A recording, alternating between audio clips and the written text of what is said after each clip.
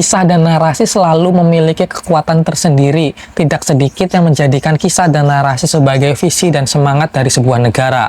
Jepang dan Cina adalah contoh negara yang menggunakan kisah dan narasi sebagai dasar dalam menggerakkan negara mereka. Saat Perang Dunia Kedua misalnya, ketika itu ada sebuah narasi tentang kebangkitan Asia. Hal inilah yang menjadikan Jepang ikut dalam Perang Dunia Kedua, dengan alasan bahwa Barat terlalu dominan di kawasan Asia, yang mana seharusnya menjadi milik orang Asia itu sendiri. Tidak hanya itu, Xi Jinping sebagai Presiden Republik Rakyat Tiongkok juga mengungkit kejayaan Tiongkok sebagai kerajaan tengah di masa lampau. Dan ini yang menjadi dasar Xi Jinping yang menjadikan negara Tiongkok menjadi pemain global di abad ke-21 ini.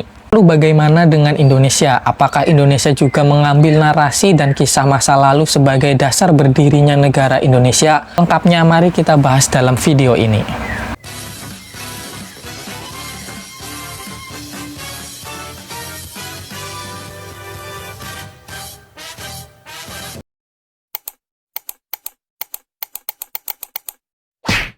Dilahirkan dengan nama Muhammad Yamin di Talawi, daerah Sawalunto, 23 Agustus 1903, Muhammad Yamin adalah seorang pahlawan nasional sekaligus sejarawan dan sastrawan. Beliau sangat bersemangat dalam proses pendirian negara Indonesia. Beliau begitu aktif berbicara dan mengekspresikan berbagai gagasannya, salah satunya moto nasional Indonesia yaitu Bhinneka Tunggal Ika, yang berasal dari syair Kakawin Sutasoma yang ditulis oleh Empu Tantular. Ketika penggunaan bendera merah putih yang menjadi pro dan kontra karena adanya anggapan kalau bendera merah putih itu mengikuti bendera Belanda yang dihilangkan birunya. Dan ada juga yang beranggapan warna dari bendera merah putih itu mengikuti warna bendera Jepang. Selain itu juga ada anggapan lain bahwa bendera merah putih itu mencontoh bendera negara Monaco. Muhammad Yamin yang saat itu tergabung dalam panitia khusus untuk mencari makna bendera merah putih, Muhammad Yamin menjelaskan bahwa bendera merah putih bukan barang baru di Indonesia karena Majapahit pun menggunakan bendera merah putih sebagai identitas kerajaan Majapahit kala itu. Meskipun menuai kritik yang keras dari Muhammad Hatta dan Tan Malaka, banyak pula tokoh yang mendukung narasi Muhammad Yamin tersebut. Muhammad Yamin juga sering mengaitkan kejayaan Majapahit dengan negara dan bangsa Indonesia.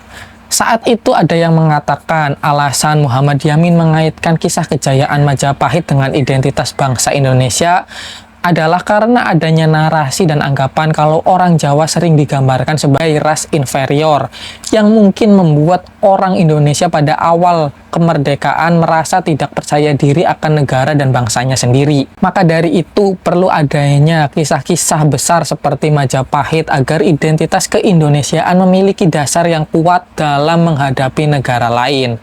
Tentunya hal ini juga menuai kritik, salah satunya datang dari lulusan University of Bonn bernama Alvin.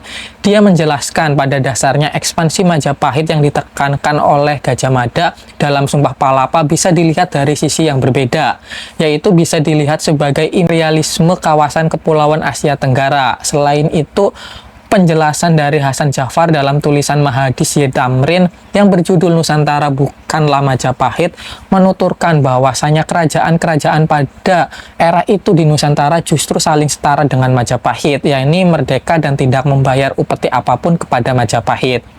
Pernyataan ini didasari karena tidak adanya pernyataan tersebut dalam Kitab Negara Kertagama.